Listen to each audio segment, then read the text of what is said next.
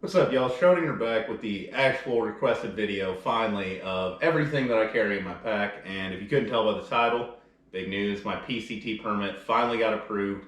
So I will be doing that hike. And before that, and after actually, I'll be doing the AZT as well, the Arizona Trail. So really excited for both of those trails. And I'm also really excited to show you everything that I carry in my pack. Right now I have this loaded down with everything but food. I don't know what my base weight would be, but this is the absolute heaviest that I will ever have this pack. Um, and I'm probably carrying still less than 20 pounds. So it is possible to, once I get it all laid out, you'll see it's quite a bit and still doesn't weigh too much. With food added and water, it'd be pretty heavy, but still, it would still be less than 30 pounds at that point. And that's with the absolute maximum that I would carry. I would only carry this in like winter weather and probably when I'm going through I think like the San Jacinto mountain range and like the Sierras where you got a little bit more snow. Even then, I don't really know if I'll be carrying it. I'll have to get there and see exactly what I'll need. So I don't know if this will work, but I always see people do the clap thing or the snaps and all their stuff is just ready to go or like the cooking videos. So I'm gonna try it. Wow. Yeah. It actually works. And yes, everything that you see here actually was just in this backpack. Got it. It's amazing how much you can fit when you really, really try. But this is everything I'll be carrying. If you watched my last video, you probably saw at least my big four that I'm going to be carrying. And nothing's really changed there. It's all the same from that video. And I'll try and go over some of my little miscellaneous items, my extra stuff. I'm not going to go too in-depth on all of my big four and everything I carry just because I already have a video out on that. But everything will be linked in the description on where you can get it or where you can find it, where you can buy it. The big stuff. I'm not going to have like a tube of chapstick. Go to CVS and buy it or Walgreens or Walmart or wherever. So it's going to be the big stuff that's going to be linked, not some of the smaller stuff. So I'm going to bring the camera in and kind of get a close up on everything and go over everything individually. All right, so I'm going to go ahead and start with my sleep system first. If you watched my last video, you saw my Enlightened Equipment Apex, I think is the quilt. It's full down, not like 900 fill. It's very nice, very high quality quilt. I wanted to have something that I could actually be warm with, and that was real lightweight. So I spent a little bit more money on it. I've used it on one hike, on my Knobstone hike, and big fan. Well, that's all I gotta say. Like, this thing is so warm, so light, it packs down crazy small. Not enough good to say about this quilt. It's fantastic. I really can't complain about it at all. Maybe after I use it for a while, I'll find out it falls apart. But for now, after just the little bit that I've used it, big fan of it, and I love it. A lot of people will make fun of you. I've been made fun of for carrying these, but a camp pillow. Firm believer in the camp pillow. I cannot hike without it. I can't sleep without a pillow. It just doesn't work for me. I'm barely sleep on trail as it is anyway. So anything that'll help me get a little bit more sleep is amazing for me. This is the Nemo Philo Elite. As you can see, it packs down really small. It only weighs a couple ounces, and it's only one of the only stuff sacks I carry because the stuff sack is attached to the pillow. It is inflatable, but it has like a slight, I think, like a synthetic fill insulation to it to give it a little bit more cushion, and so when you blow it up, your head doesn't get super cold. But this is about how big it is, and once you inflate it, it's obviously going to get wider, but that's all the space it's going to take up, and that's really all you need to rest your head on. So set this to the side for now.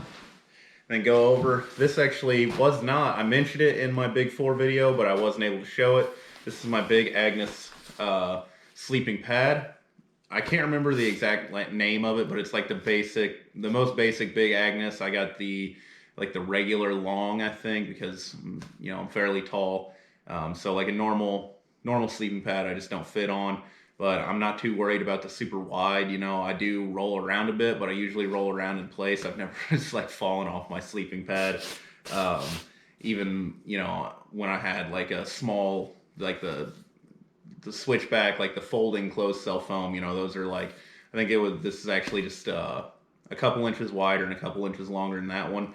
And this one is only weighs about a pound. I can't remember exactly how much it weighs. I'm not like an ounce counter. I don't, or like, like a gram counter. I don't care that much about how much everything weighs, because you just kind of learn that you get used to it. And, they have this saying, ounce or pounds, pounds or pain. You believe it for a little bit, and then you kind of just forget that you have stuff on your back. It kind of just becomes a part of you. So, the ounces only help you at the beginning, and once you get used to it, you won't even notice. And I think I said that in my last video too, and I really stand by that. You don't need to go crazy and spend a bunch of money just to, spend $200 extra to get 6 ounces out of your pack. Just save the money, carry the extra 6 ounces. It's not going to hurt you that much. Don't get rid of all your weight, get rid of unnecessary weight. You don't need to carry a bunch of nonsense in your pack, like stuff sacks. You really won't see me carry too many stuff sacks, 1 or 2, but this comes with a stuff sack. I don't carry it because I don't need it. It's unnecessary weight. So those are the ounces that I'd get rid of. And then one thing that this came with, and this will be my first time really using one, I've never tried it, is an inflation sack. This just kind of fits right into like the inflation hole, I guess, the inflation port of the sleeping pad. And then you just kind of open it up, and you can either like fluff it up with your hand, or I've seen people like blow into it and then just roll it down. And you can see that gives you a nice little bit of air that you can use to blow up your sleeping pad. I've seen people use them, and the people that do, they love it, because you're not sitting there blowing up your sleeping pad. I've seen, a lot of, I think this one is take quite a few. I didn't even try to blow it up like normally. But even I had one that was like, didn't take much air. It was like 12 to 15 breaths or something. And it would kind of, it just kind of isn't that fun to do at the end of your day when all you want to do is lay down. You've been hiking and breathing heavy all day, and now you got to like just try and basically hyperventilate into this bag, and it's just kind of takes the fun out of it. And another thing that I heard, and it makes sense, is that you don't actually want to like blow into your sleeping pad, because you have a lot of moisture on your breath, and then that moisture sits inside your sleeping pad and will kind of ruin the insulation of your sleeping pad. I don't know how much weight I'd put into that statement. It does make sense, but how much it could affect. One thing that, that I can attest to, I can't, say anything about the insulating properties and how it'll affect it with you breathing into it. One thing that will, and it's going to happen to everybody, I don't care if you brush your teeth 6 times a day and carry mouthwash with you on trail. The inside of your sleeping pad is, if you're breathing into it all the time, it's going to build up like its own microbiome. It's going to have a little bit of a funk to it. Your breath can smell nice at once, but that moisture sits in there. The germs on in your mouth, and that just get into the sleeping pad. Like normal, you're going to sit in there for a while, and you're gonna start to notice it whenever you deflate your pad. Again, it's one of those small quality of life things that you'll just barely notice, but once you like experience the other side of it, you're kind of amazed like that you just lived that way for that long. And then once you get rid of it, you're like, wow, that was, I can't believe I did that. So it's just small quality of life things. Again, it's like, same thing with the weight. You're not going to have a great quality of life, but anything that you can do to have just a little bit better quality of life on trail, I would recommend doing. All right, so the next thing I'm going to go over, and again, I've talked about this before, is my tarp. There's not much to say about it. It's a tarp. Just set it up and sleep under it. I love the tarp life, because it's kind of like every day is like a make your own shelter kind of thing. I can set up my shelter to adapt with, the current, not necessarily like weather I'm in, because you're not really gonna set it up different when it's raining versus when it's not, versus when it's snowing, versus whatever. But versus the materials that you have on hand. If you're very like tree heavy environment, very you're in the middle of a forest, you can kind of set it up using those trees, and you get a I don't really know how to explain this. You kind of just get to think a little bit about like how am I going to set this up? How what can I do to give myself the most comfort here? And that always seems kind of fun to me. And it's not hard to set up, so it's not like with a tent, you just set it up and it's good to go. But it's really easy, and you don't have to worry about it, and because it's the same every time. It is different every time with the tarp, but it also is just as easy every time that you do it, and you kind of get like a little sense of victory whenever you set it up in just the right way, where it's like you kind of sit back and look, you're like, wow, I have a lot of space, and I'm gonna be comfortable, and I'm definitely not gonna get wet if it rains. Like I'm actually really happy with myself, and it's that little bit that kind of makes you happy, and is why I love the tarp. Now, added to that, I just actually got these. These are like Wise Owl Outfitter. I don't know. They're some very budget, not anything special. I think they're budget. I didn't really do a ton of research. I just wanted something. If you ever heard of the MSR Groundhog, those are kind of really popular tent stakes. They're pretty similar to it. They have like this triangle fashion shape to them, and when I've used them, they go right into the ground. There's nothing stopping them. I've used kind of like cheaper tent stakes, like the ones you get with if you're just going like camping out at the local forest and you buy like a real cheap tent, those ones where it's just kind of like a 7 shape. And I've used those. I used those for the whole hike on the AT, and they didn't really work that well. If they met any resistance, they'd bend or break. I actually had one break right at the end of the trail, and I always wanted to get some better ones, but I was like, well, I'll just use them until they broke. And then one finally did, and I got these. And because it's like the triangle shape, they're a lot more durable. These aren't going to bend anytime soon.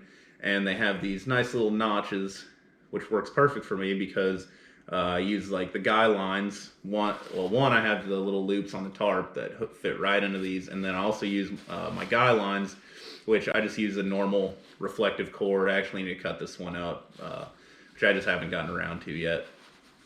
But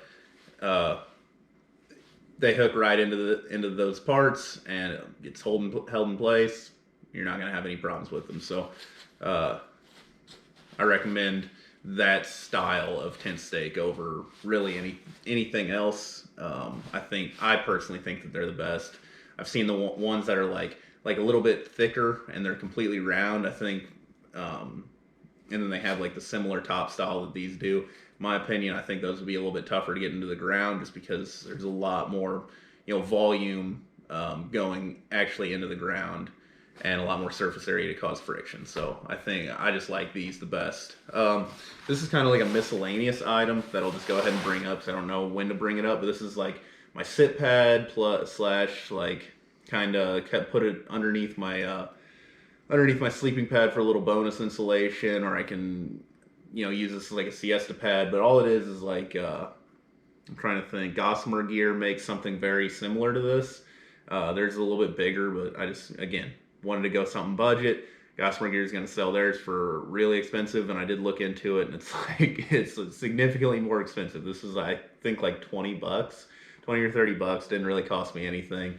I cut it so it just my torso, and then I basically like my butt to my shoulders. If I lay down, then all of that is off the ground, and I'm not gonna get wet or have rocks stabbing into me. And then I can also put this underneath my sleeping pad as just a tiny bit more insulation and to protect my sleeping pad. So if you're not carrying one of the closed cell foam type of sleeping pads, I recommend getting one of these. Just as a little bit of bonus. It doesn't really weigh much, and it's very useful in everything that you can do. I often use this as like a cook pad. I'll lay down and then I'll set this out so that way whenever I'm cooking, my fuel canister isn't getting a bunch of dirt on it, because I keep my fuel canister inside my pot. And while Trail Spice is nice, I don't want a ton of Trail Spice. I don't need all the dirt inside my pot. So this makes it nice to keep everything clean-ish, and just keep it off the ground. And it gives you a little bit more of a level surface. It doesn't need to be as perfect, and your stuff won't fall down when you're cooking. So I always recommend, having some type of sit pad and that multi-function sit pad like this. All right, so moving on to the last of the big four and everything that I've already covered. But Mountain Smith's Eric 40. Again, I already covered this in my last video and really talked about it. Love this pack, think it's great. And as you can tell by everything that I had laid out here, despite it being a 40-liter pack, you can fit quite a bit of stuff. You're going to fit everything that you need and then some, just because all you have to know is kind of how to pack everything up in the most efficient way possible. And you can fit a lot in a 40-liter pack. You don't need a 70-liter pack, you can fit it all in 40 or 50 liters and be perfectly fine. So, not going to go too in-depth on that. As I already have, I just felt this and realized I forgot to take this off. I do carry a knife on my pack. I keep it up on my shoulder strap. Don't tell anybody this, but this knife, I keep it there, one, because my mom and my dad, my parents wanted me to carry something to protect myself. And it's like, oh, you can carry a gun. Don't carry a gun whenever you're hiking. It's really unnecessary. If you're going to carry anything to like really protect yourself, carry like bear spray or pepper spray. But I carry a knife just to keep them at ease. And it's about the most useless knife for any type of defense purposes. Doesn't have a tip on it. I got this for free as a dive knife, and it was just given to me. And I kept it because it's titanium. It's really lightweight, so it's not ever gonna corrode. It's got I think just like a hard plastic handle. It's made for like swimming in salt water, so nothing's really ever gonna go bad with this knife. And it's, more lightweight than some of like most people's like really small collapsible pocket knives. I don't know exactly how much it weighs. Again, I don't really keep track of it too much, but I've used it for a lot of things. I love this little hook on it because I can use that to cut rope and stuff, cut my little piece of line. Got the normal knife, and then it's got two sides that are serrated. And I actually have used these to like cut up firewood. I'm not cutting it like off the tree. Please don't do that. But if I have like a bigger limb that I can't really break, or it's a little bit, it just died and it's a little bit green, or I want to cut the green portions off or whatever, I can use this to cut it up pretty easily. Or it's like smaller twigs and stuff, and I don't, it just like doesn't really want to break right away. Then I can just use this, kind of saw it off, cut it up, and it works great for that. So just wanted to give like a quick talk about that little knife and why I carry a full like fixed blade knife when most people are just carrying like a smaller pocket knife. So set that off this side. I'm gonna go over all of the clothes I'm gonna carry. So no, this isn't like an animal or anything, but I'll talk about that last because it's probably my favorite thing that I carry.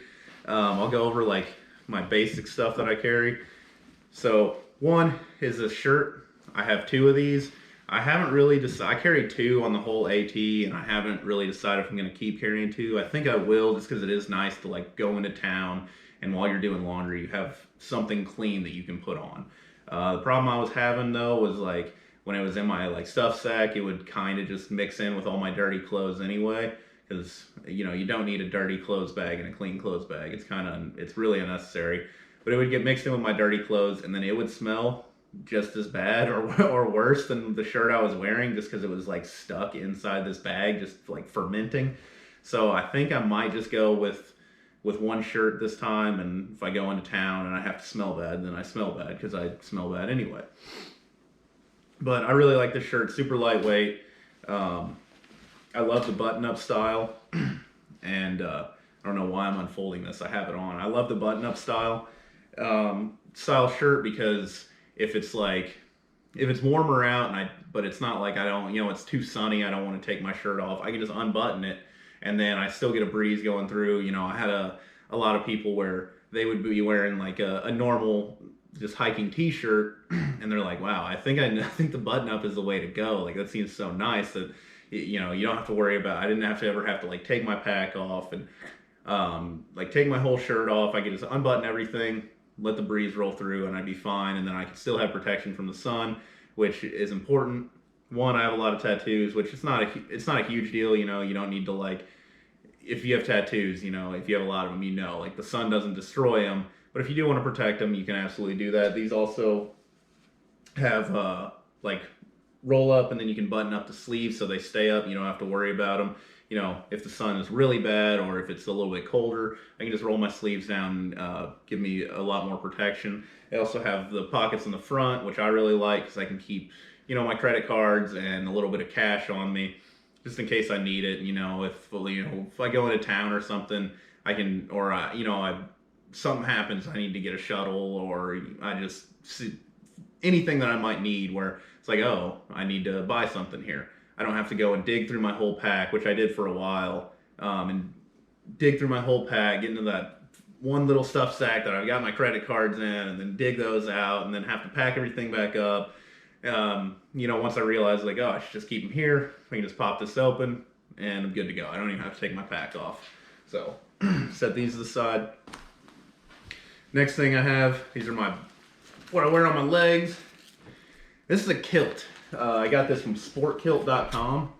I just switched over to this. I wore just like some normal, like they were like board shorts. Bought them at just an outfitter for, you know, way too much money than what I needed to spend. But before that, I was wearing some really, really cheap shorts that I bought that didn't fit me right and were chafing me really bad. So I switched over, and then I kind of didn't like those shorts as much. I did wear them for a while, but I just kind of wanted to switch over because I did have a few times where I would chafe and it would just basically ruin my day. I had parts of me chafe that I, one, didn't think were possible. Two, I never want to have chafe again.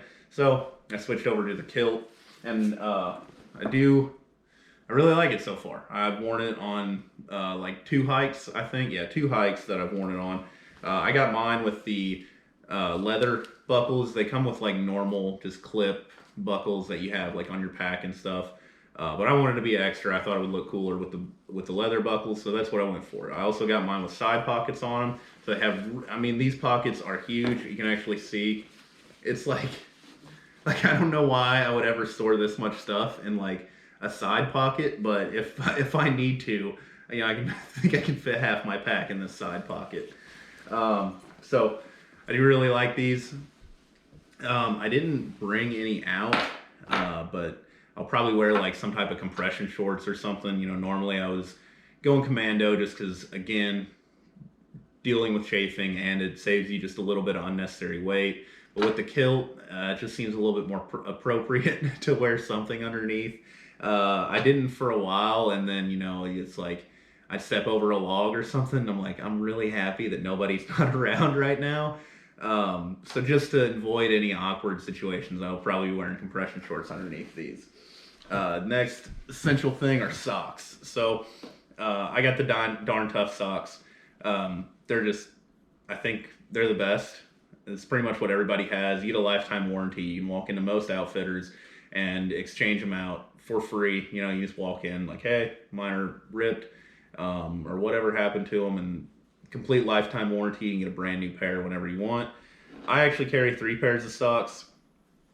Some people will say that that's too many. I will disagree completely, because your feet, you're always on your feet. You need to take care of your feet. That's the most important thing. And if you're not taking care of your feet, you're not going to be hiking well. So that's why I carry 3 pairs of socks. You know, they're going to get wet. You're going to sweat through them. If you don't change them out, you know, there's a reason why in the Army, it's always, you know, the Army and Marines, you know, it's always the joke is change your socks. You know, change your socks, drink water. Change your socks, drink water. Because you always need good socks. And you always need to drink water. It's 2 most important things. You know, those guys, they know how to hike, and they know how to hike hard. You know, we just do it for fun. They do it for real. And if they're telling you to change your socks, you need to listen and have enough pairs of socks to be able to change them. You know, you could say like, oh, just bring 2, and then you have one on and one drying. Sometimes they just won't dry. You know, especially on the AT where it was real humid all the time. I would have a pair of socks sitting on top of my pack, trying to get them in the sun at every, you know, the entire day, and they would almost get more wet just because it was so humid. So I carry 3 pairs of socks. That's how I roll. I'm not gonna ever change it. I would actually almost rather carry more pairs of socks, but that just kind of seems excessive. So I just go with three, and it works for me. So I'll stick with it. So my next essential item is my Puffy. So I had this Puffy the entire AT and held up great. It's like $100 at REI. It's I don't even know that it is down. I don't even know the fill on it. But this thing worked great for me. It's just warm enough, you know, as when you're hiking, you're not going to really need anything more than this. It kept me plenty warm, and it's super soft. It's super lightweight. It packs down into nothing. You know, it's a whole jacket. You're not going to really do that with any other jacket that's going to keep you as warm as this. And it fits my pack just great. So Puffies, definitely would always recommend that every hiker have some type of Puffy. You're going to see a lot of people with them. If you want to go with like a synthetic fill Puffy, you know, great, that you can do that. Seen a lot of people use them. They had no complaints on them. I just stick with this down Puffy because it was cheap. It still works, so I'm going to keep using it. Last thing are like my optional cold weather gear. And I don't really, like, a lot of these I won't really carry. I do have a pair of tights. These are just some like off-brand, they're like $10. And this is what like my normal cold weather gear. And again, never had any problems with them, so I keep wearing them. And like, there's not really much more to say. They keep me plenty warm while I'm hiking. You know, they have some type of protection when I'm sleeping and not, you know, in my sleeping bag, or not covered up at the time. So I just keep wearing them while it's cold, and they work great in really, really cold situations that I wore, like actually on my Knobstone Trail hike, just because it was getting down to like the teens. I brought some REI long johns. I don't know. These are probably unnecessary. They are pretty heavy. They don't pack down well. But I think they're merino wool. Let me see what they're actually made out of. Yep, 100% merino wool. And if you're hiking in like super cold, I don't even know if I'm going to carry these with me. I'll have to check. Like, probably not on the PCT since I'll be starting a little bit later in the year. But on the AZT, since I'm starting, you know, like almost 2 months earlier than I started the AT, I will be probably bringing these and wearing them at least at night, at the beginning anyway. And then the last thing is a little pair of gloves that I got. I got them on clearance at some ski shop. They were like 50% off. They're falling apart, but they cover my hands up. So again, it's another thing that works for me, so I'm not going to change it. And the last clothing item I have is the most unnecessary thing that I carry. It's kind of ridiculous, but it's also the warmest article of clothing that I've ever had. So if you're a fan of the UFC, you might recognize this, or you might not, because it does look a little bit different. But it's called a papoka. Papoka. I think I'm pronouncing that right. Hopefully the people of Dagestan don't come and find me for saying it wrong or for even wearing it, but it's super warm. It's actually like made out of sheepskin, and I got this like in the Dagestani area, so this is like authentic, real sheepskin, you know. And again, like, I wore this on top of Mount Washington in 70-degree winds. One, somehow it didn't blow off my head, and two, my ears, my neck, it keeps everything warm. Like with a beanie, you know, you're never going to get your neck covered. You're going to have to, you know, carry different type of stuff. But I would wear this. I wear this when I sleep. I use this like insulation on my pillow. And I wouldn't really recommend carrying this or anything like it ever while you're hiking.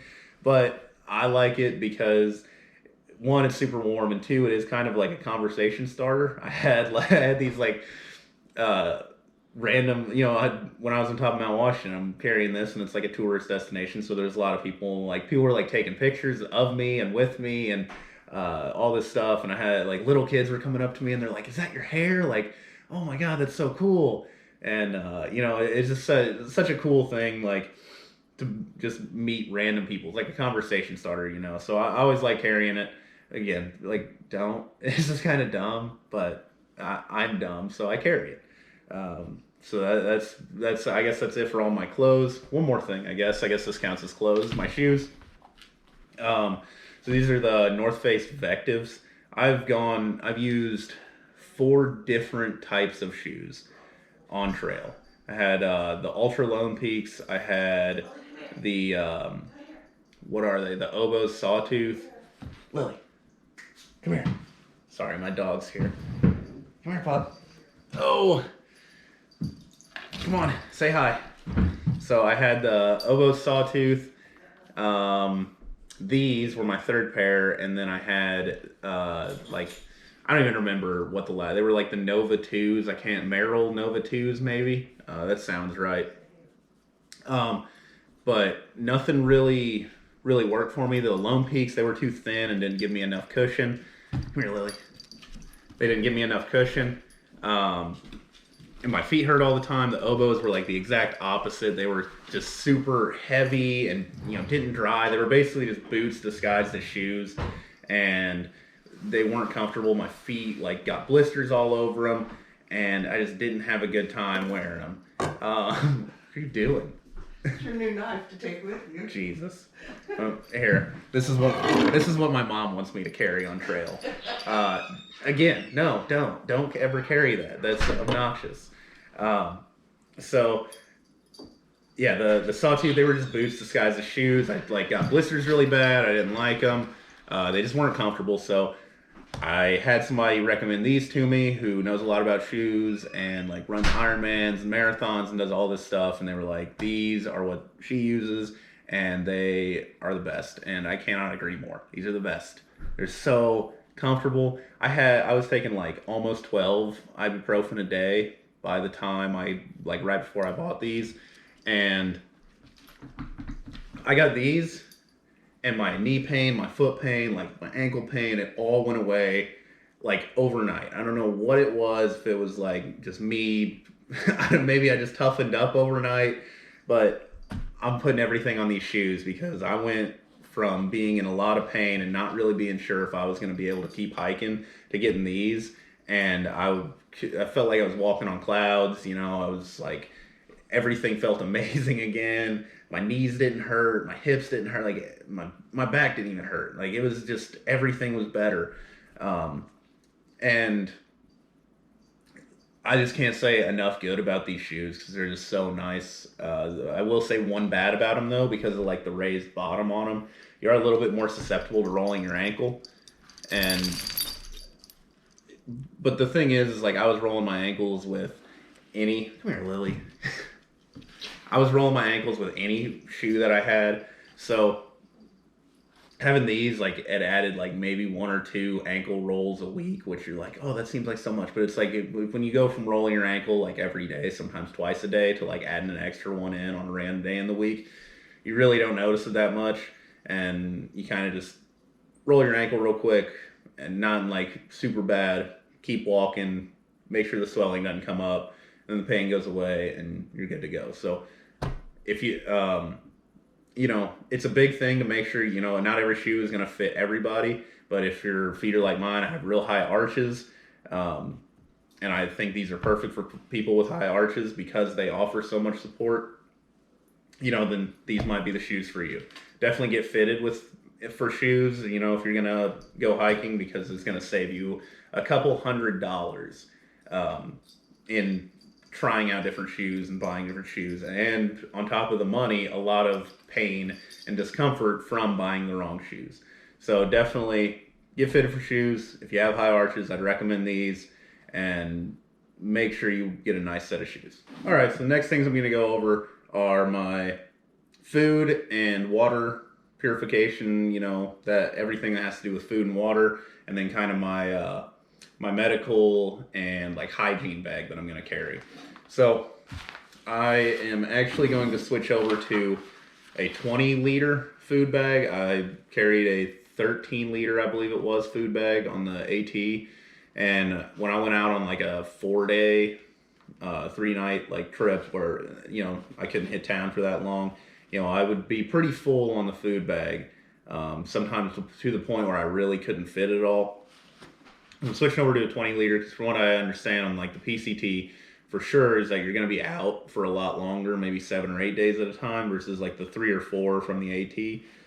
I don't know if that's true. You know, I've tried to do research on it, but I don't like want to do too much and give it all away. So kind of just been going into it like I went into the AT, where it was like, well, I'll do a little bit of research and see how it is, and hope for the best. Um, so 20 liters it is. That's what I'm switching to. Um, for my cooking, I have this. This is just a buff that I use basically as like my rag.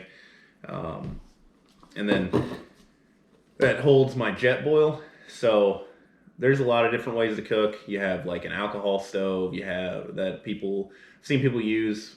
They like them. I've never really preferred them, which I'll get into about why I use the jet boil. But the alcohol stove is an option. You also have like a wood stove. I've seen people use those. Actually, only one person, and they hated it. Obviously, because when it's wet, you're not really going to be able to cook, and when it's like cold and wet is like the main time where you're going to want to cook something. Just so you can get like get a hot coffee or a hot meal or some oatmeal or whatever you want. You're going to want to like have something hot. So the wood stove doesn't really make much sense to me. The one good thing about it is that it's pretty easy to make your own, and pretty much everywhere you go, you're gonna have some type of fuel already there. You're not gonna have to carry any fuel with you. So the last one is like a isobutane, like compressed gas type of stove, which is what I use. And even then, you have a couple different types of ones. I'm not going to go into them because I just want to talk about the jet boil and how it's the best thing ever made. I would use this, and I would get into camp, and everybody would be setting up, starting to cook at the same time. I would have my water boiled, food made, food ate, and be doing whatever I wanted before some people had their water boiling. So this thing is the real deal. It is, when it says jet boil, it does boil water fast. So it's super easy to set up. You can see it all fits in the pot. I can just open this up, screw it onto my fuel can, and then get everything lit up. This actually has an electric lighter on it. So if I do lose like my little Bic lighter or whatever, or any type of lighter that I have, I can still have like a hot meal.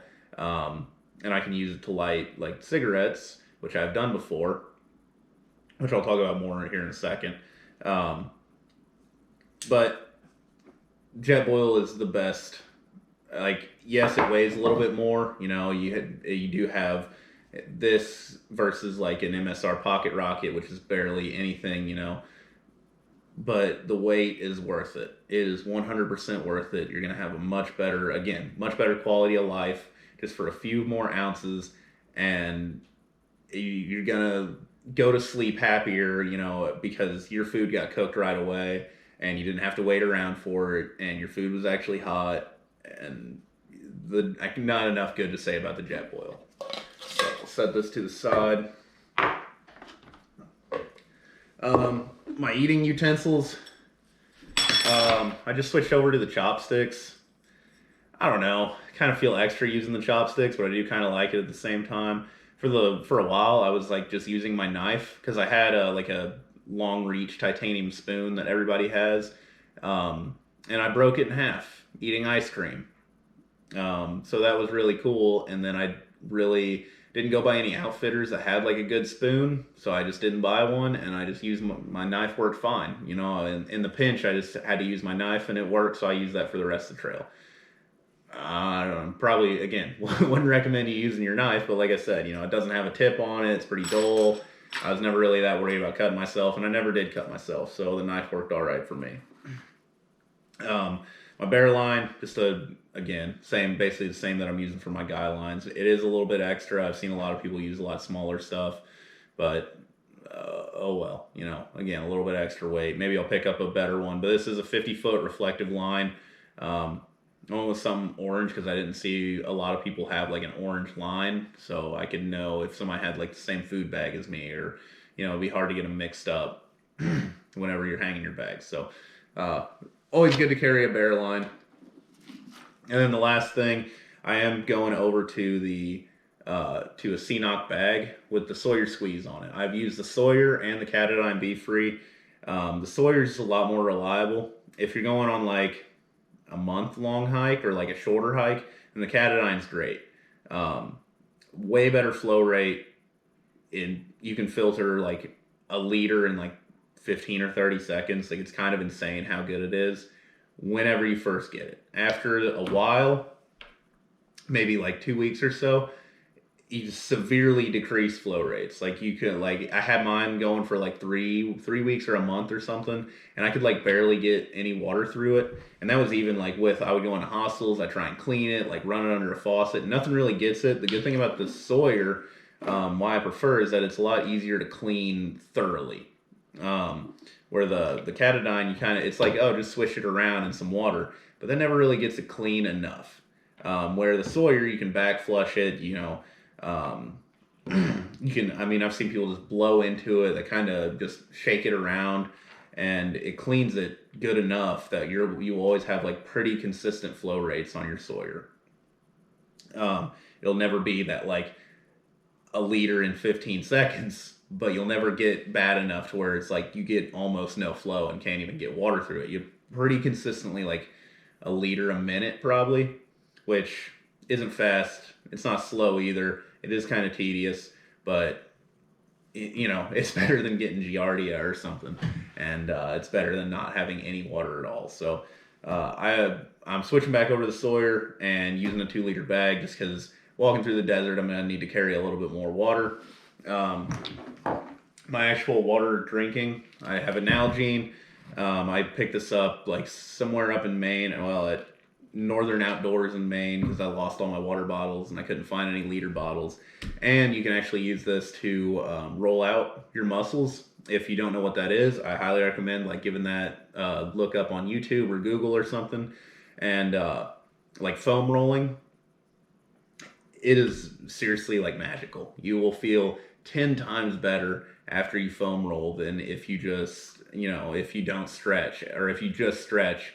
And if you're not doing anything at all and you switch to foam rolling, like it'll be like it won't even make sense how much better you feel. So you can use the Nalgene as a foam roller, which is why I picked it up. And then my 2 liter bottle, which actually fell down, just a normal Life water bottle. So I have this as another liter that I can carry, and also, again, I'll get into this, but I can use my bidet with this water bottle. So that way I have something to use this with. All right, so now I'm going to go over my med kit and hygiene bag that everything that I carry with me. So I just bought this simple adventure medical kit. I think I took like half the stuff out of it, and then now all I have is like a couple Band-Aids, tweezers, and fingernail clippers. I think fingernail clippers and tweezers are like must-have, must-carry things that you should have with you. They're just you got to take care of your nails. I've seen people get like ingrown toenails and stuff like that, and it's just stuff that are again is gonna make you miserable and it really just happened because they didn't take care of their toenails. You also don't want to like if you pick at your nails a lot like I do, you want to keep your nails trimmed because being out in the woods and stuff, it's kind of different than picking at your nails at home. Where if you do like I do a lot, accidentally take off a little bit too much nail, and now you got an open sore where when you're at home, you just kind of wash it off when you're out on the trail. That's another risk of infection that you have, and you just don't want to, it's not one less thing that you have to worry about if you keep fingernail clippers with you. I'm sorry about that. So set that.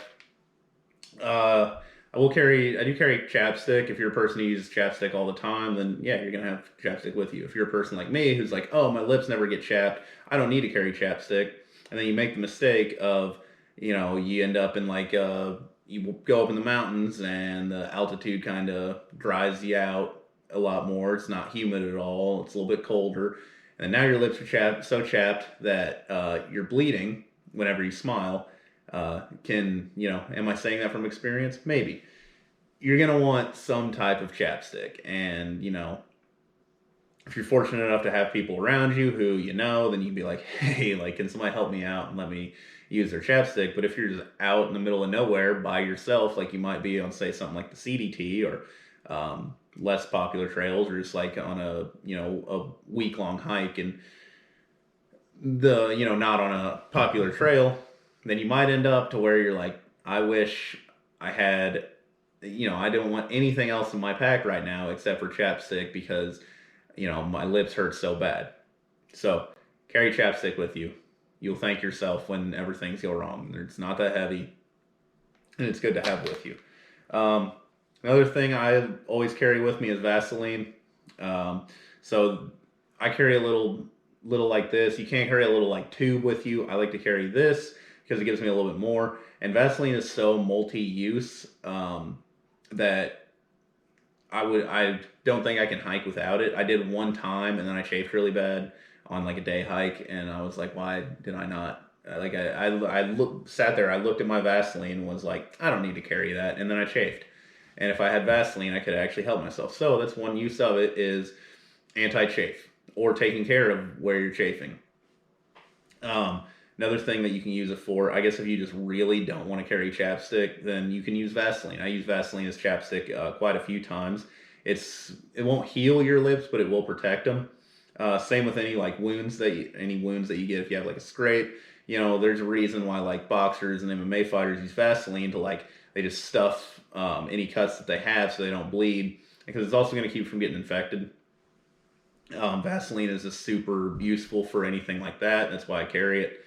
Um, and another thing that it's useful for is starting fires. So if you have like cotton balls or something like that, then you can rub Vaseline all over it, and that'll give you a really good fire starter that you can use. It's almost as good as like any fire starter that you're gonna buy in like like a camping store or something, and you already have it with you, so you don't have to carry anything extra. So to finish up going over my medical kit, anybody who knows what these are might be like, why do you carry those? And what these are tampons.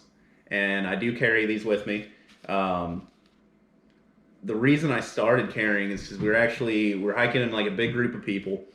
And I don't know like the full details behind this. I'm a guy, so I'm not going to really get into it. But one of the women that I was with had her period on trail.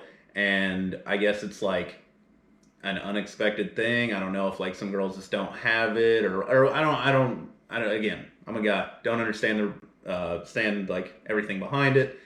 I'm not the person to ask about it. But she was unprepared because she hadn't had it on trail yet. It was the first time and completely unexpected, and didn't have anything to take care of it. And like in our group, like the girls were together and none of them had anything, so they were like, okay, like what do we do? How are we gonna take care of this? How's they're all doing their thing together, and another guy in our group kind of overheard and was like, oh hey, is this are you having your period? And she was like, yeah. And he's like, oh well, I guess you don't have anything. Like here you go, and he pulls a tampon out of his bag, and like it was like 10 of us or something all together, and we were like all just looking at this guy like, what? And he was like, yeah, I just always carry him because you never know. And ever since then, I was like, you're right. You never know. So I started carrying them. But it's not entirely like that's the only reason, because everybody should carry these because they're so multi-purpose useful. You can, like I was just saying with the Vaseline, if you have cotton, you have a fire starter. These are made out of cotton. You have a fire starter, and they're also really good if you have if you fall and you get like a major cut. They're perfect for it. There's like videos of wilderness guys who like will never go anywhere without these because they're so good at just various survival things. They're good at first aid, and like I said, because you can use it to apply pressure to a wound, you can to stop bleeding, to soak up blood. You can use a fire starter. In like super emergency, I guess you can use them as like a water filter. I don't know if I'd recommend that because it's not going to get any of the bacteria out, but like if you just need to get dirt out of something, this is like literally all you have or to filter it. I don't know, you could try it. It's like a life straw almost from what I saw, but I don't know. But I always carry these with me now. I always keep a couple with me. just in case, and because they are multifunctional, because everything you want to be multifunctional. So that pretty well gets to the end of my first aid. Going over hygiene, I always carry a brush with me. I do have fairly long hair underneath this hat, so I went for a while of not brushing my hair, and it was just would get knots in it, and it just wasn't comfortable, and I just hated it. So I picked up a brush, and I haven't looked back because now my hair can stay nice and not be all tangled up when I get into town. And when I finally do take a shower, I'm not just like untying knots in my hair the whole time. I can actually take care of it and not have to worry about it. And it's just one more quality of life thing. Makes things a little bit better. I don't have like my toothbrush or toothpaste, so I don't have like my hiking toothbrush and toothpaste out, the little tube that basically looks like this, but toothpaste. And like a little toothbrush. I always cut the handles off. That's just me. I don't want to do it to my toothbrush at home. And everybody knows what a toothbrush looks like, so I didn't think I needed to break that out and cut up all my stuff.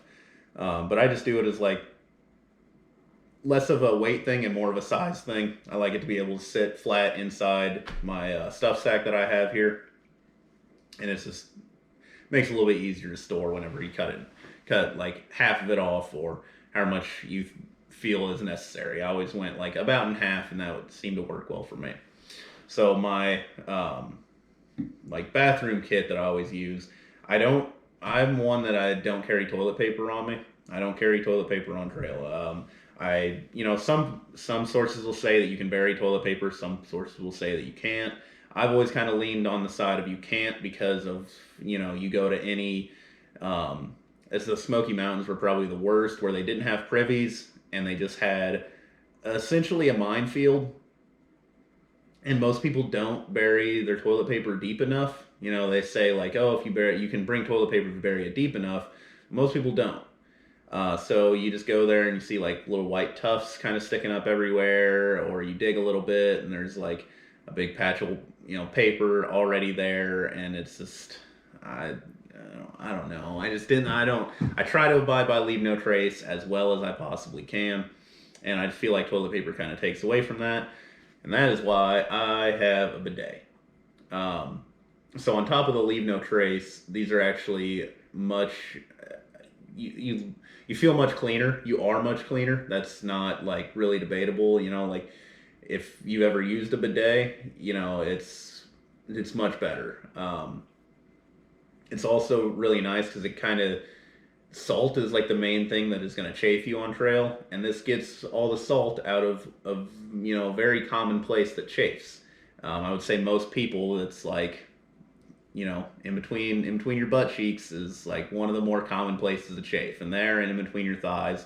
And you can use this to get any water or any salt off of you and stay a little bit cleaner. I use just a small little rag to dry myself off because water is going to chafe you, and I don't want that there. So just use this to dry myself off. And then I do carry. I won't be carrying this much soap with me, but this is just what is Dr. Bronner's all organic soap. So again, like you don't want to go and like take a bath in a lake with this, but it is a little bit more environmentally friendly. It's not like as harsh. It's made with all natural stuff, so it's a little bit more friendly to where you're gonna be. You still don't want to go crazy with it though. But the tip that I've seen is like to put it in like an eyedropper, like buy a thing of Hygiene, dump it out, and then just replace it with some Dr. Bronner's, because then you can control how much you use, because you really only need like 1 or 2 drops to wash your hands. Like I've used too much, and then I'm sitting there for like 5 minutes trying to get soap off of my hands, and it just gets really obnoxious. So put this in an eyedropper. You don't carry too much, and then you can carry your soap with you and not in this very obnoxiously sized bottle. And then I carry this is the Deuce of Spades trowel. You can see it on the back maybe. Super lightweight, can decently dig a hole. You're not going to be going, and it's going to take you some time to dig your cat hole, but take the time, please, try to leave as little as trace as possible. And if you have to, make sure that nobody's going to find it in the future, and make sure you're not by water sources. I'm not going to sit here and say that I'm perfect and every cat hole that I dig is like a foot deep. It's just kind of impractical sometimes, but at least try. Please, more people are on these trails than just you. And I've been in some of these minefields where people are, leaving surfies even, just right on top and not burying them at all. And they'll just cover them with like a rock or cover them with paper. And it's really irritating. And it makes a lot of work for some of the ridge runners who have to go and, you'll see them with a trash bag and like it's just half of it's like poop and toilet paper that they just picked up off the ground.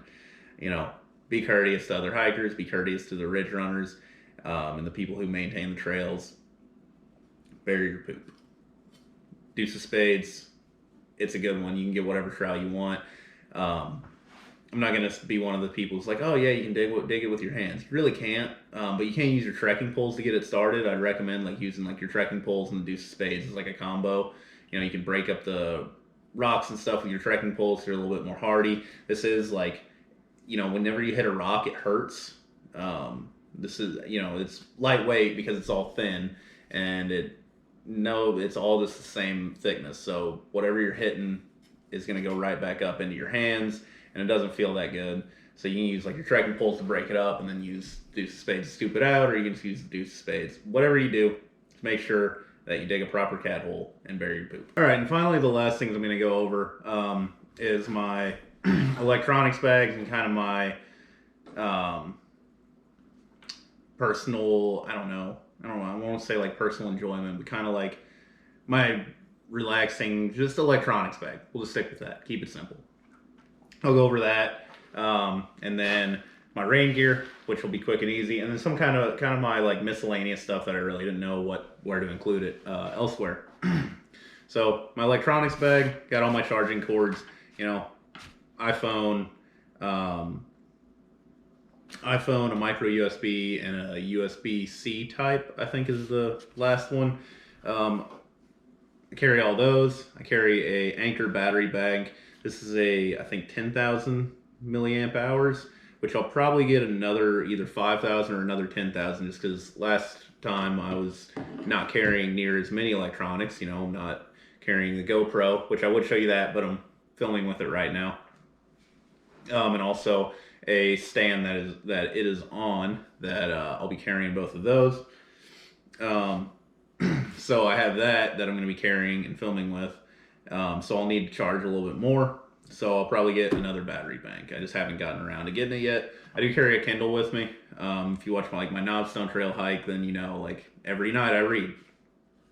And especially on trail, every night I try to read a little bit. It's just a great way for me to relax, and I don't know, I have a hard time just like stopping whatever I'm doing and then immediately falling asleep. I've never been really good at like falling asleep. So something to like kind of calm my mind down, give me something to like mellow out to, and then I can finally fall asleep. And the reason I use this instead of like playing games on my phone is, one, I feel like playing games on my phone keeps me awake even longer, and two, because one charge on this will last me like a month or more. And I think I've charged this on trail with my battery bank maybe like twice, and that was only because I was just forgot to charge it. I'm like really bad about charging stuff when I get into town, especially my Kindle. I just never even thought about it once I got into town. So love it because the charge lasts forever and I don't have to worry about it. And then I can just read all the books that I want. I have like 150 books on it, and I can choose from any of those to read while I'm out on trail. Whether I'm in camp or, like maybe I get into town and just want something to do, don't want to play on my phone. I always have that Kindle. So this is like probably my biggest splurge, like constant happiness item, basically. This is the thing that I go to when it's like, oh, I'm having a down day. At least I know that I can read a good book, get deep into like a couple chapters on something, and just really like get away from wherever I'm at for a second, and then I can go to sleep and wake up and try again the next day. I have my GoPro batteries and the charger. I haven't really decided if I'm going to carry all of this or just the charger or just the batteries. But it's really not that heavy to carry at all. So I think I'm just going to go with this just so I can charge all three of my batteries at the same time when I get into town. I carry a set of Bose wireless headphones. I swear by these. I've had these for like 2 years. They're great. I listen to music and audiobooks and podcasts and whatever I'm going to listen to on my phone. I use this, and some people might say it's bad to do this, but I pretty much listen to something all the time when I'm hiking. It's just a lot easier to throw a head. I always keep one headphone in, one headphone not in, just in case there's something. Because I had two in one time and I accidentally walked right by a rattlesnake and had no idea until somebody said something later. So one headphone in, but I always have something in and like listen to something while I'm hiking. This is how I prefer it. Now this might look a little weird, but I do smoke and I do carry some type of tobacco on trail. This is just tobacco, don't worry. But maybe if you like follow me on Instagram or something, or you like watch my hikes, you might have never really seen me smoke or known that I smoke. Which when I'm like posting, I don't know who's gonna want to see my videos. Maybe like a parent's gonna show their kids, or there's like some 17, 18-year-olds who are just graduating high school. Maybe they want to go and hike, and I don't want to like give any type of motivation to this horrible habit. And you're just saying, oh, just quit. Okay, I've tried a couple times. Smokers don't quit. We just take breaks. So one, don't start smoking. It's terrible and it's expensive. Two, if you are a smoker already and you're like sitting back and you're like, I can't hike because I smoke, it doesn't work. All those guys who do that are super in shape and blah, blah, blah. No, we're not. No, we're not. We're not at all. I expected to be like a novelty when I was going out. I was like, but I was like worried about it, but I was like, I'm in good shape. Like I'll be fine when I go and hike. Like maybe I'll even quit while I'm out there. And then I realized that like it seemed like 50% of the hikers I was around smoked. It was like so many people did, and I was just like, oh well, I guess we're all doing this. I don't have to worry about it. Again, if you're not doing it, don't start. It's not like you need to start to go and hike. Just go hike. It's like way better time. You won't have to worry about it. I've had a couple times where I ran out while I was on trail, and I just had a horrible time while I was out there waiting to get into town so I could get more. Just going to like every single person, like, hey man, do you use tobacco like at all? Anything? Out there like a weird crack fiend trying to get tobacco off people. So don't start, but if you do, it's not going to hold you back from hiking. You absolutely have that option. Going into my rain gear, this is a Sea to Summit poncho. Let me see if I can find the top of this thing so I can like at least show the brand wherever it is. Pull it up. There we go. So Sea to Summit, and all this is just a big like poncho that can go all the way over your pack. And this is the only real rain gear that I've used. I think it's the best way to go. I think the poncho is awesome. The only time I've had any troubles with it is when it was like super, super windy. But if it's super windy and raining hard enough for you to like really worry about getting wet, one, everything's going to be soaked no matter what. It's going to blow into your hood. It's going to blow like behind your pack liner or behind your pack cover. Everything's going to get wet anyway. And also, if it's like that bad of weather, just don't go hike. Like hiking is not anything to die over. Just relax a little bit. Take the day off. Wait for the storm to blow over. You don't need to be hiking through hurricanes. Just give it a second.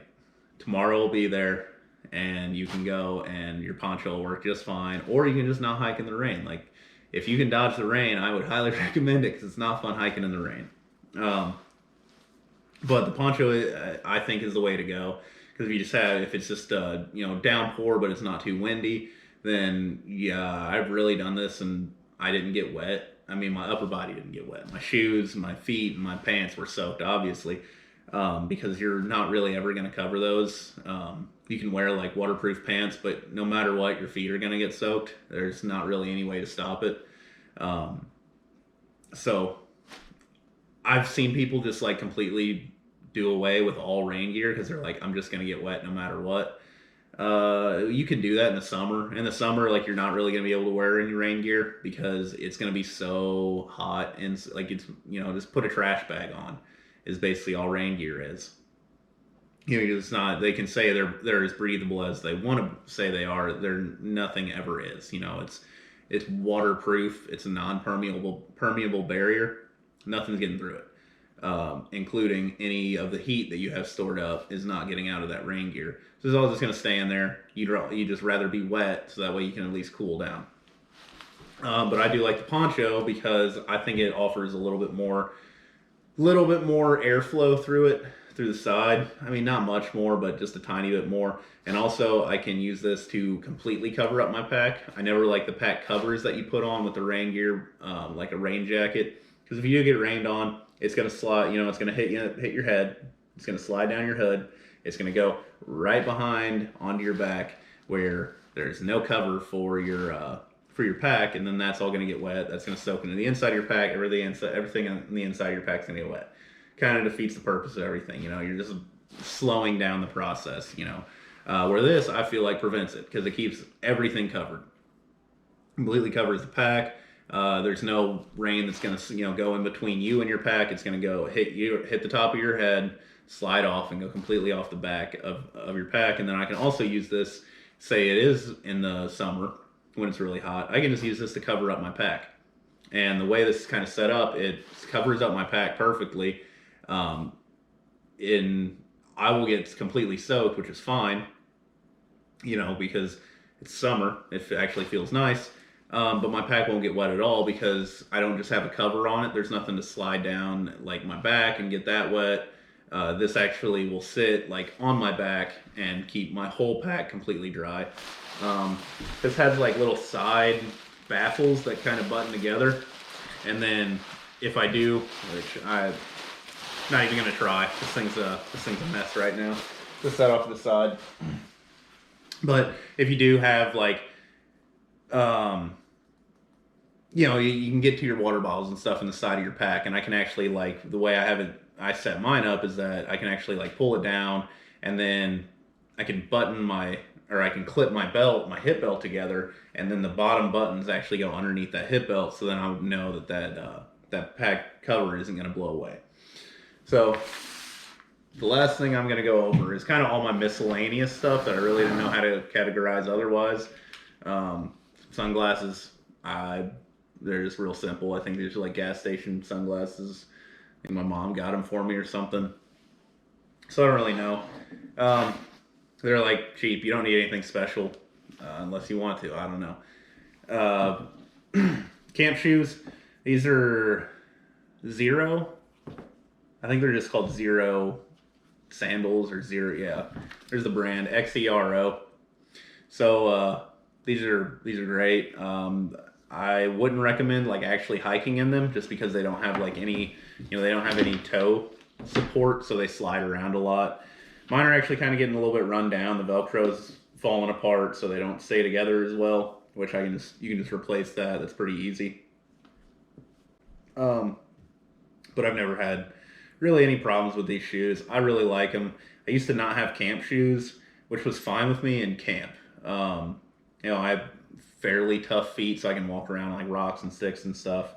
But the problem was like going into town when I was doing laundry. I didn't want to. For the longest time, I was just wearing my shoes with no socks, which is really gross, and also like a good way to get athlete's foot and stuff, and get again, take care of your feet, let them breathe a little bit. And it just wasn't comfortable. So I switched over. I went ahead and got these, and I haven't really, I haven't looked back. I think they're the best way to go. I do really enjoy like wearing them. It like I said, just lets my feet breathe. So they're less camp shoes, more town shoes for me. So these. So now I'll go over my trekking poles. So these are Cascade Mountain Tech trekking poles. I don't know if they're like a special name for them. They're like super budget. These were like $25, I think. Bought them at like Academy Sports. Let me say, you do not need any like crazy $160 carbon fiber trekking poles. Like it's completely unnecessary. My last set of trekking poles, they were $10 a piece. Um, and they lasted me the entire AT. One pair, or one of them lasted me the 2,200 miles of the AT, and the other one lasted me like 2,400 miles because I used them before the AT on some warm up trails, and then I used them after. They did have their problems, you know. By the end, they didn't really like collapse or extend anymore or anything, which was fine with me. I didn't need them to do that. You know, I didn't have like a trekking pole set up, and they were good enough for my tarp. But they lasted me. Where I saw people with like these $160 carbon fiber trekking poles that just like snapped in half, like a couple hundred miles in, and they're like, well, I spent $160 for nothing. Um, Me personally, I believe that aluminum trekking poles are better. Aluminum will bend, and then you can just bend it back. Carbon fiber will break; it will like shatter. And I don't know if you're doing anything like rigorous with your trekking poles or putting any type of torque on them. I think it's appreciated. You know, I think you're just gonna have to be better off with aluminum. That's just my opinion. And some people say like, oh, well, aluminum will, attract, will conduct electricity better, so you're more susceptible to getting struck by lightning. I'm pretty sure carbon fiber conducts electricity too. You know, I could be like way off on that, but the graphite in your pencil is a carbon, like a chain of carbon atoms, and it conducts electricity pretty well. So I don't think carbon fiber is any different. And at the same time, you know, you have like the cork grips and you have the rubber and all this stuff. So you're not really, I don't think you're going to increase your susceptibility of getting struck by lightning unless you're going out and holding your trekking, don't hold your trekking pole above your head and point it at the sky, because then you probably will get struck by lightning. But that would probably happen with carbon fiber as well. So I think aluminum's better. They're cheaper. They're more durable because they're not gonna break. If they bend, you can just bend it back. That's just, I don't know, just my personal opinion. I think aluminum trekking poles are a lot better. You don't need to go crazy with them. You don't need to spend a lot of money. Like I said, $25 gets you. Will get you a cork grip, get you a adjustable. I think these extend up to like 150 centimeters or something. I don't know what like the inch. I guess I can look real quick. These will go up to 130, 135 centimeters and 54 inches long. So it's plenty enough for just about anybody or any shelter setup that you're going to need. Is you can use these Cascade Mountain Tech, spend $25, save your money for, like a nice sleeping bag that's actually like kind of important to have something nice, or like a nice pack that's going to hold up better, or save it so you can buy food. I don't know. Just don't think trekking poles are ever the thing that you need to splurge and spend money on. So finally, the last two things, because I'm going to be on the PCT, and I know that like the San Jacinto and Sierra Nevada mountain range, you're walking like snow-capped mountains and stuff, and I don't know if it's required or just highly recommended, but to have an ice axe, I do have this. It's a Camp Corsa Race. I don't know. I just looked up like best ice axes to buy for hiking, and then this one was the lightest, so I got it. There wasn't really much else that I considered on top of as far as that point. I'm not going to be like ice climbing or going up icy peaks or mountain climbing or doing anything crazy with it. I'm just using this as like a just in case item of, if I fall, I have some way to stop myself.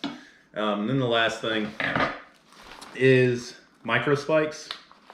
Again, kind of the same thing as the if I can get these out, kind of the same thing as the ice axe. I don't know how much. I'm sure I'll use these more than I use the ice axe, but just some way to give me a little bit more traction on my shoes. That's not just, I don't want to be slipping and sliding around and falling down the mountain. It's not any fun.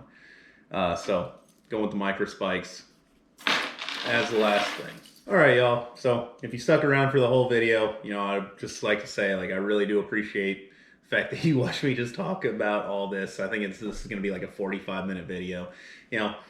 I would love to like have these videos be short, but I don't know. Maybe I just like talking too much. Maybe I just have a lot of stuff. I don't just want to be like, I have this, I have this. You know, I want to give a little bit of a description over everything. So, if you did stick around, thank you. If you, again, like always, if you like what I'm doing, go ahead and leave a like on the video, or don't. You know, do whatever you want. That's the way you gotta live life. Do whatever you want. You know, if you want to subscribe, go ahead and do that. We'll keep watching what I'm doing. I will say it won't just be like these basic I'm going over stuff videos. Like I said, here in about a little over a month, I'll be on the Arizona Trail. I'll be making videos of that. My plan is I'm going to hike northbound for as long as I can, probably about a month. And then once I'm not going to finish it, but once that I hit that end of the month, I'm going to switch and I'm going to go over to the PCT. I'm going to start the PCT there in April and make my way north. Hopefully, you know, there's a lot of things that can go wrong. You know, the weather can go wrong. Everything can start on fire like it has the last couple years, and I may not even get a chance to finish it. But if everything goes correct, then I'll head north on the PCT, get to the end of it, and then I'll come back down to the Arizona Trail and go southbound and finish up whatever I haven't done. So hopefully I can get 2 National Scenic Trail through hikes done this year. It's a grand total of like 3,500 miles. So that'll be a very big year for me. You know, especially after only doing the AT, and really I think that was like a 2,500 mile year based on like all my pre-hikes that I did and everything. So, you know, over double my total miles. You know, see parts of the country that I've never been to before. I've actually only been to San Diego in California, and other than that, I've never been really anywhere else out there. Never been to Washington, never been to Oregon, never been to Arizona. So I'm going to see a lot of the country that I haven't seen before. And then those are just the 2 big through hikes I'm going to do. Even before that, I'm going to try and do the Palo Duro Canyon. There's some hiking there. It's actually the second largest canyon in America. It's like the Grand Canyon of Texas, I think. It's around Amarillo. I got some friends there. I want to visit them and then do some hiking in there before I go out to the Arizona Trail. So a lot of hikes planned. I don't know how everything's going to go, you know, but this is just kind of grand scheme plans and what videos you could see upcoming on the channel. So if you want to see all that, go ahead and subscribe. It'd be pretty cool. And if you have any other video requests, you know, I'll do my best to get around to them. Again, like just like this video, it takes me a while to get to it, but just leave a comment on what you want to see, and I'll do my best to try and make that video. So thanks for watching. Hope everybody has a wonderful day after watching this video. Hope your day got better from watching this video, and you know, just live how you want to live. You gotta try and be as happy as you can, and you know, I guess that's my little bit of life wisdom. Be as happy as you can. Yeah, not very specific, but that's how you gotta live, I guess. So again, thanks for coming, thanks for watching, and have a nice day.